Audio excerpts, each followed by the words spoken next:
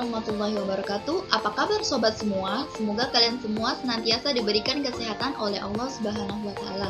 Tak lupa pula saya ucapkan terima kasih banyak kepada Ibu Nur Afifah SPD MPD selaku dosen pengampu mata kuliah Psikologi Pendidikan yang telah memberikan saya tugas video presentasi ini. Di sini perkenalkan, nama saya Anissa Dafa Mutmainnah dengan NIM 2120202145. Saya salah satu mahasiswi UIN Raden Fatah Palembang, Fakultas Ilmu Tarbiyah dan Keguruan. Saya mengambil program studi Pendidikan Agama Islam. Langsung saja di sini saya akan membahas presentasi yang berjudul motivasi.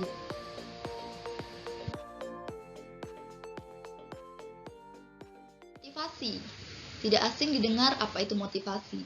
Nah, kata motivasi berasal dari bahasa Inggris motivation. Namun, perkataan asalnya adalah motif yang juga telah digunakan dalam bahasa Melayu, yakni kata motif yang berarti tujuan atau segala upaya untuk mendorong seseorang dalam melakukan sesuatu untuk mencapai tujuan. Nah, motivasi adalah suatu perubahan yang terjadi pada diri seseorang yang muncul dengan adanya gejala perasaan, kejiwaan, dan emosi sehingga mendorong individu tersebut untuk melakukan atau bertindak sesuatu yang disebabkan karena kebutuhan, keinginan, dan tujuan.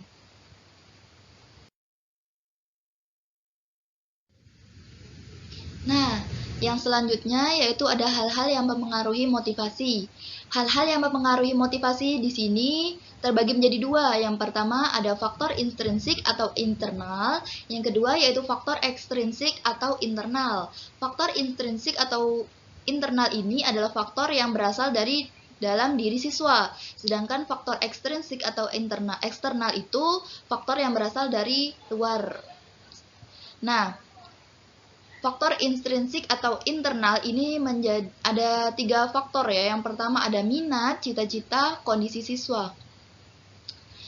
Minat sendiri, yang pertama kita akan membahas minat. Minat merupakan ketertarikan individu terhadap sesuatu. Minat tinggi akan menyebabkan belajar siswa lebih mudah dan cepat. Minat berfungsi sebagai daya penggerak dan mengarahkan seseorang melakukan kegiatan tertentu yang spesifik. Yang kedua yaitu ada cita-cita. Dengan adanya cita-cita, seseorang akan memiliki gambaran yang kuat terhadap masa depannya sehingga memperkuat semangat belajar siswa tersebut. Seseorang dengan kemauan besar serta didukung oleh cita-cita akan menimbulkan semangat dan dorongan yang besar untuk bisa meraih apa yang diinginkan. Yang terakhir yaitu ada kondisi siswa. Kondisi siswa ini seperti kondisi fisik, mental, serta emosi juga dapat mempengaruhi motivasi semangat belajar. Nah, yang kedua itu ada faktor ekstrinsik atau eksternal. Di sini saya menuliskan 5. Yang pertama yaitu ada kecemasan terhadap hukuman, yang kedua penghargaan atau pujian, yang ketiga peran orang tua, yang keempat peran pengajar, dan yang terakhir yaitu kondisi lingkungan. Nah, kecemasan terhadap hukuman siswa bisa termotivasi belajar karena didorong adanya biasanya ada dorongan terhadap kecemasan, hukuman yang menyertai atau melandasi pembelajaran. Nah, yang kedua yaitu ada pujian.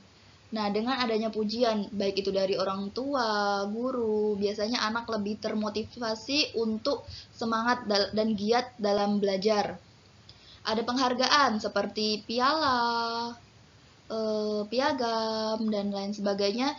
Itu akan mendorong seseorang akan lebih semangat dan termotivasi. Yang berikutnya yaitu ada peran orang tua. Nah, mengapa sih kok orang tua itu termasuk dalam faktor ekstrinsik? Ya, karena peran orang tua itu sangat besar dalam bagi motivasi terlebih lagi anaknya. Nah, jadi anak ini masih sangat membutuhkan dukungan, motivasi dari orang tuanya. Contohnya apa sih peran orang tua ini? Ya, itu contohnya yaitu salah satunya berinteraksi dan keterlibatan orang tua terhadap anak-anaknya. Nah, di dalam keluarga ini sangat besar pengaruhnya bagi perilaku dan prestasi seseorang.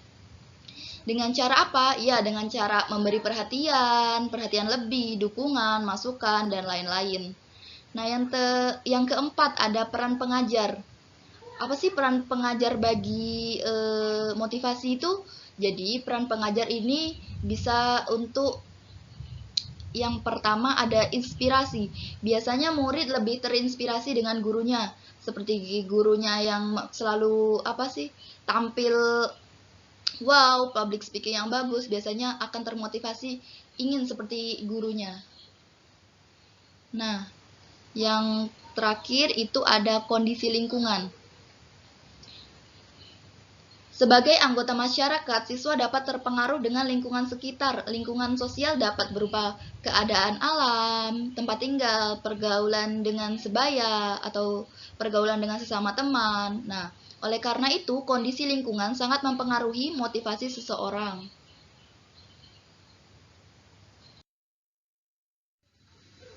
Nah, yang selanjutnya ada peran motivasi dalam pembelajaran. Pada dasarnya, peran motivasi dalam belajar dan pembelajaran yaitu dapat membantu dalam memahami, menjelaskan perilaku individu, termasuk perilaku individu yang sedang belajar. Nah, di sini saya juga membahas tentang peran penting motivasi dalam pembelajaran yang terbagi menjadi 4 bagian. Yang pertama, motivasi menentukan penguatan belajar, motivasi menentukan ketekunan belajar, memperjelas tujuan belajar, dan yang terakhir yaitu menentukan ragam kendali. Maksud motivasi menentukan penguatan belajar, yaitu motivasi dapat berperan dalam penguatan belajar apabila seseorang anak yang belajar dihadapkan pada suatu masalah yang memerlukan pemecahan dan hanya dapat dipecahkan berkat bantuan hal-hal yang pernah dilalui. Dan yang kedua itu ada motivasi menentukan ketekunan belajar. Seorang anak yang mempunyai motivasi untuk belajar sesuatu akan berusaha mempelajarinya dengan baik dan tekun. Dengan harapan apa? Yaitu dengan untuk memperoleh hasil yang baik dan memuaskan. Dalam hal ini tampak bahwa motivasi untuk belajar menyebabkan seseorang tekun belajar. Yang ketiga yaitu memperjelas tujuan belajar. Nah, dengan tujuan belajar yang nomor 3 ini tidak jauh berbeda dan sangat berkaitan dengan yang poin kedua yaitu motivasi menentukan ketekunan belajar. Nah, dengan adanya tujuan belajar yang baik akan terciptanya motivasi siswa tersebut sehingga ia akan belajar dengan sungguh-sungguh untuk mencapai tujuannya. Dan yang terakhir yaitu menentukan ragam kembali. Nah, yang selanjutnya itu ada cara meningkatkan dan mempertahankan motivasi dan bagaimana membantu siswa mengatasi ketidakberdayaan yang dipelajari. Baiklah, di sini kita akan ulas satu persatu. Yang pertama itu cara meningkatkan dan mempertahankan motivasi siswa. Di sini saya ada 8 cara. Yang pertama yaitu memberi angka, yang kedua hadiah, ketiga kompetisi, keempat memberi ulangan, 5 mengetahui hasil, 6 pujian, 7 hukuman, dan yang terakhir yaitu ego involvement. Yang pertama itu ada memberi angka. Nah, angka di sini, angka dalam hal ini sebagai simbol dari nilai kegiatan belajarnya seperti nilai tugas harian siswa, nilai ujian tengah semester, dan yang terakhir yaitu ada ujian akhir semester. Dan dengan adanya pemberian angka atau nilai tersebut akan membuat siswa lebih semangat lagi untuk mendapatkan nilai yang bagus. Angka-angka yang baik itu bagi peserta didik merupakan sebuah motivasi yang sangat kuat. Nah, yang kedua yaitu ada hadiah. Nah, dengan adanya hadiah, terlebih lagi bagi anak-anak akan membuat mereka lebih termotivasi agar dapat mencapai suatu pencapaian yang menjadi tujuannya. Mereka cenderung akan lebih semangat dalam belajar. Yang ketiga ada kompetisi. Kompetisi ini bisa disebut dengan persaingan. Persaingan yang kuat, baik berupa persaingan individu maupun kelompok, dapat menjadi sarana untuk meningkatkan motivasi belajar seseorang. Yang keempat ada memberi ulangan. Dengan adanya ulangan, peserta didik akan lebih giat belajar untuk mendapatkan hasil yang memuaskan. Dan yang kelima ada mengetahui hasil. Mengetahui hasil bisa juga dijadikan sebagai alat motivasi. Kenapa? Karena dengan mengetahui hasil belajarnya peserta didik akan terdorong lebih giat belajar, apalagi jika mengetahui hasilnya itu memuaskan. Dengan itu mereka akan cenderung akan selalu meningkatkan atau mempertahankan prestasinya tersebut. Yang keenam ada pujian ya. Nah, apa sih itu pujian? Nah, jadi pujian itu adalah suatu bentuk reinforcement yang positif dan memberikan motivasi yang baik bagi peserta didik. Yang ketujuh ada hukuman. Hukuman adalah bentuk reinforcement atau penguatan. Jadi reinforcement itu adalah penguatan yang negatif bagi hukuman jika pujian tadi bentuk penguatan yang positif. Nah, jika hukuman ini adalah bentuk reinforcement atau penguatan yang negatif, namun jika diberikan secara tepat dan bijaksana bisa menjadi alat motivasi. Dan yang terakhir yaitu ada ego involvement. Nah, ego involvement ini gunanya yaitu untuk menumbuhkan kesadaran kepada peserta didik agar pentingnya menerima tugas dan menerima tantangan tugas tersebut, sehingga dengan tugas tersebut seseorang akan lebih bekerja keras sehingga tantangan tersebut merupakan bentuk motivasi yang sangat penting. Dan yang kedua yaitu membantu siswa mengatasi ketidakberdayaan yang dipelajari. Banyak nih pada bertanya-tanya, bagaimana sih cara membantu siswa yang mengatasi ketidakberdayaan yang dipelajari? Udah dikasih ini, itu, materi, dan lain sebagainya, masih aja nggak ngerti. Gimana sih caranya? Nah, di sini ada 7. Yang pertama adalah gunakan prior knowledge. Yang kedua, selalu evaluasi. Dan yang ketiga, hindari memberikan tugas yang sangat panjang. Yang keempat, ajak siswa berpartisipasi. Yang kelima, ajak membuat catatan. Dan yang keenam, pendekatan personal. Dan yang ketujuh, yaitu bentuk kelompok belajar. Jadi, prior knowledge itu yang pertama, poin pertama, diartikan sebagai pengetahuan awal yang sudah dimiliki siswa dari pengalaman atau pengetahuan yang didapat sebelumnya. Contohnya apa sih? Nah, contohnya itu, seorang siswa dapat diberikan tugas untuk membaca dan memahami lagi terlebih dahulu materi yang akan disampaikan di pertemuan selanjutnya. Jadi sebelum membahas materi apa di pertemuan selanjutnya, guru itu sudah memberikan suruhan atau membantu siswa agar membaca atau materi ini untuk mengetahuinya dan memahaminya supaya di pertemuan berikutnya itu tidak terlalu bingung seperti itu.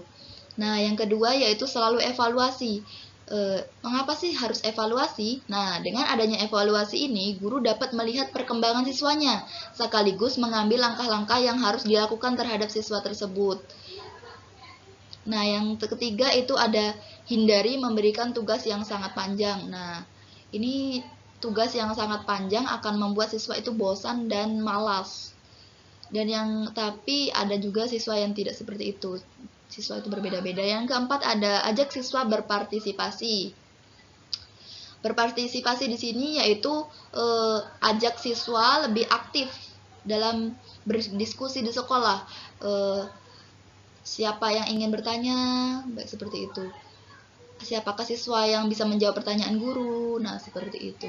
Yang kelima ada ajak membuat catatan. Dengan adanya catatan tersebut, di sini catatan secara ringkas ya, membuat peserta didik itu memudahkan. Jadi ada materi-materi penting itu dicatat. Agar apa ya? Supaya nanti jika ada ujian atau apa tidak terlalu banyak materi yang harus dibaca dan dihafalkan. Biasanya anak didik itu cenderung malas untuk membaca materi-materi yang sangat panjang dan banyak, sehingga guru itu harus menyuruh mengajak siswanya untuk membuat catatan. Catatan tersebut yaitu berupa catatan-catatan penting yang memang harus dipelajari peserta didik tersebut. Dan yang keenam ada pendekatan personal. Nah, apa sih pendekatan personal itu? Jadi, pendekatan personal itu meliputi dialog atau komunikasi langsung yang terbuka antara guru dan murid. Nah, guru dapat menanyakan banyak hal terkait proses pembelajaran dan apa saja sih yang menghambat penerimaan materi oleh siswa tersebut. Nah, dari sini guru dapat memberikan solusi penyelesaian masalah. Masalah apa sih yang murid itu susah diterima seperti itu. Jadi, di sini guru dapat memberikan solusi penyelesaian masalah kesulitan belajar yang dialami siswa tersebut. Nah, yang terakhir yaitu bentuk kelompok belajar. Dengan adanya kelompok belajar tersebut, siswa akan bersosialisasi istilahnya dengan teman-temannya, tidak egois dengan sendirinya, dia akan berbaur dengan kelompok teman-teman tersebut.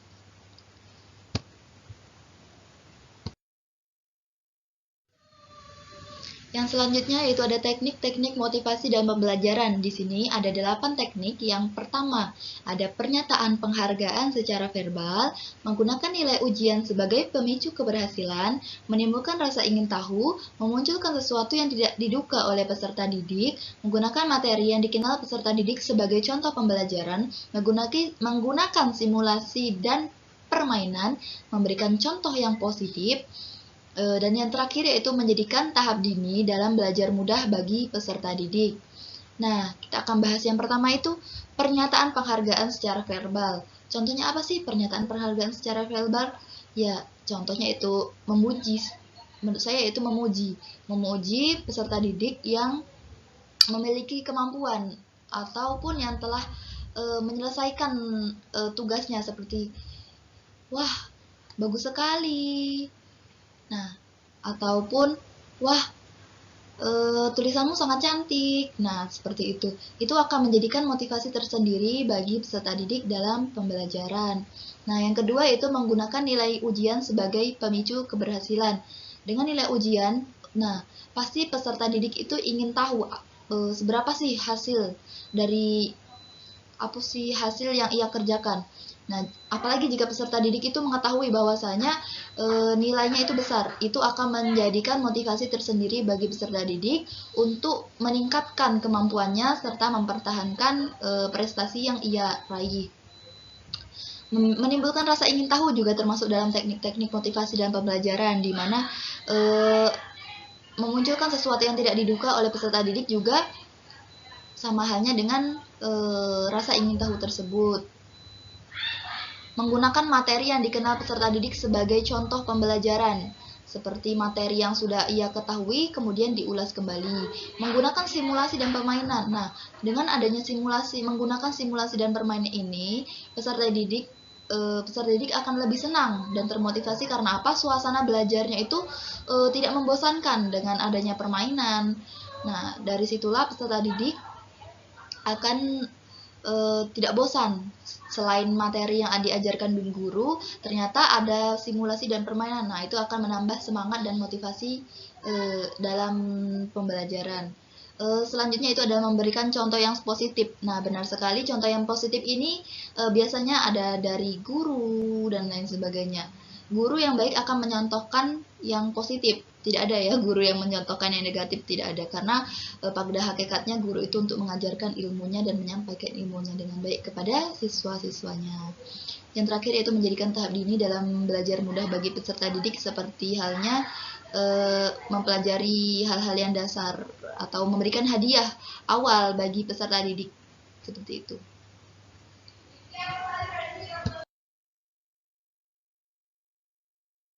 Yaitu membahas mengenai ayat-ayat motivasi dalam Al-Quran, yaitu terdapat dalam surah Al-Mujadalah ayat 11 yang berbunyi A'udzubillahi minasyaitonirrajim, Bismillahirrahmanirrahim. Yarfa'illahu alladhina amanu minkum walladhina utul ilma darajat. Artinya, Allah akan meninggikan orang-orang yang beriman di antaramu dan orang-orang yang diberi ilmu pengetahuan beberapa derajat. Dapat dilihat dari ayat Al-Quran tentang pendidikan di atas, bahwa manusia yang terus melanjutkan pendidikannya akan mendapatkan derajat yang tinggi.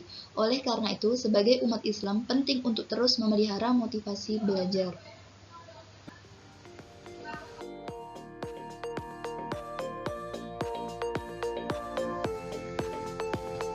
Nah, mungkin hanya ini video presentasi yang dapat saya sampaikan. Sebelum saya tutup, saya ada pantun.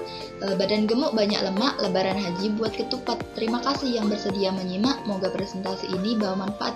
Saya akhiri. Wassalamualaikum warahmatullahi wabarakatuh.